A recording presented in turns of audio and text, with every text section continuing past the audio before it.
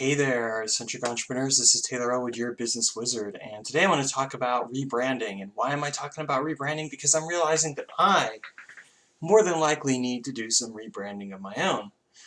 So for a long time, my business name has been Imagine Your Reality. First, it was Imagine Your Reality Social Media Consulting. Then it was Imagine Your Reality, holistic business coaching, and the problem I think that I'm having with it is that it just, the three words imagine your reality don't really have a lot to do with business. I mean, they kind of do, imagine your business reality might have been better or something like that. Truth is that way back when I started my business, I went with imagine your reality because originally I thought I was going to be, a creativity coach, right? Turn your imagination into reality. Well, that didn't happen. And so right now I'm looking at the reality that I just may need to change. Imagine your reality into something that's more consistent with what I'm trying to do and with my branding. And I have some pretty good ideas about that. I mean, the fact of the matter is I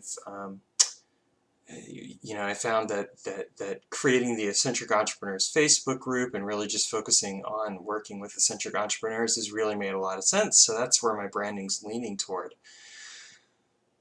Why is this so important? Well, let's be honest. In your business, your branding is your image. It's what people perceive about you. So if your branding isn't consistent with your message, it creates some real potential problems, some real problems, because people don't necessarily understand what you're about.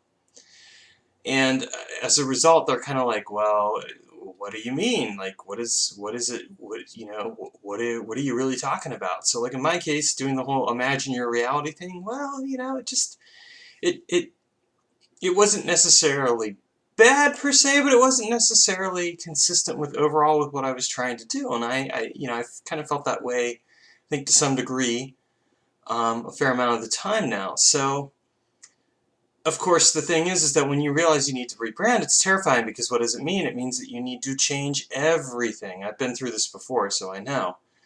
I mean, you're changing your logo. In this case, I'm even looking at changing my website and name and business name and everything else. That's a bit intimidating. So you might say, well, why not just stick with it? And the thing is that you can try and stick with something, but the thing is if it doesn't really resonate with your audience, and if it's not something which really resonates with you, people are going to see through that pretty quick. So it's really important to get consistent with what you're trying to do. Now, what helped me realize, what really kind of brought this fully to my consciousness was that last week, or actually earlier this week, I was doing a mood board for one of the classes that I'm taking. And as I was working on the mood board for Imagine Your Reality, I realized, I'm not feeling the love here.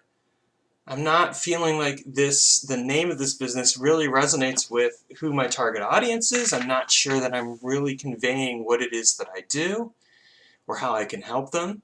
And don't get me wrong, some of that comes down to marketing, but some of it also just but branding is part of marketing for one thing. But part of it really does come right down to, am I presenting myself in the most effective way? The thing that also stands out to me is that where I'm really finding my success is, in fact, really working the eccentric entrepreneur angle, because, let's be honest, I'm an eccentric entrepreneur, and probably most of you watching this are eccentric entrepreneurs too. So I don't know where things are going to go. I'm a little intimidated. I mean, honestly, I'm already in this huge process of making all these changes, and so the last thing I need to do is be making yet more changes, and yet that may just be what needs to happen.